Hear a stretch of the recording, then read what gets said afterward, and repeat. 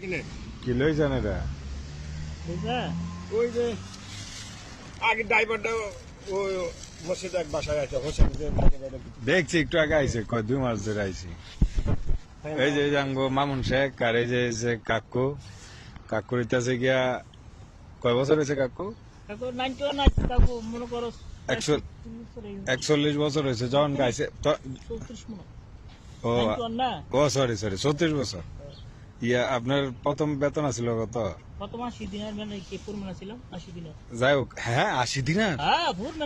মাশাআল্লাহ, তখনকার তো অনেক 80 দিনার। কাকুর কিন্তু আবার শিক্ষাগত যোগ্যতা ভালো আছে। কাকু এসএসসি দিচ্ছেন কবে? হ্যাঁ এসএসসি দিচ্ছেন কবে? 88 তার ইন্টারমিডিয়েট দিছে না? কাকু দেশ কাজ বাজ না কইরা বিদেশে আচ্ছা 1200 টাকা তো না কাজ করছে। মাশাআল্লাহ, মানে কাকুর বড়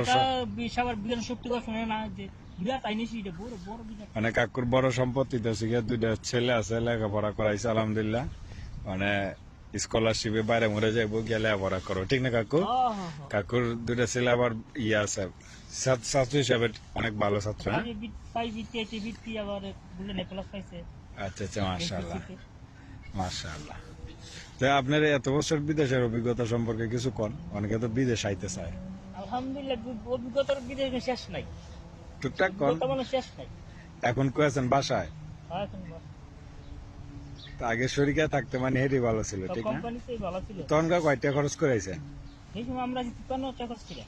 53,000? এটা 34 বছর আগে, কি মনে করেন 53,000? এটা তো বিরাট কিছু। এখন কয়েক লক্ষ টাকা, আর তখনকার 53,000 টাকার মানে, ঠিক না?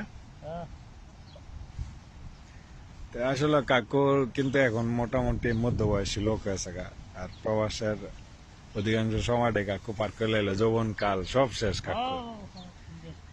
যখন গাইছিল তখন চুল দাড়ি সব কালা চকচকা ছিল, আর এখন সব সাদা যেতেছে, চুলও কমে আছে। তো যাক, কাকুর প্রবাস জীবনের অভিজ্ঞতা বিশাল, এগুলা শুনতে বিশাল টাইম লাগবে। তো আপনারা ভালো থাকবেন ইনশাআল্লাহ। আল্লাহ হাফেজ। সবার সব শেয়ার করবেন এবং সবার সাপোর্ট করে দেবেন, শেয়ার দিবেন, লাইক দিবেন, কমেন্ট করবেন। হ্যাঁ ঠিক আছে, মাশাআল্লাহ। আল্লাহ হাফেজ দেন।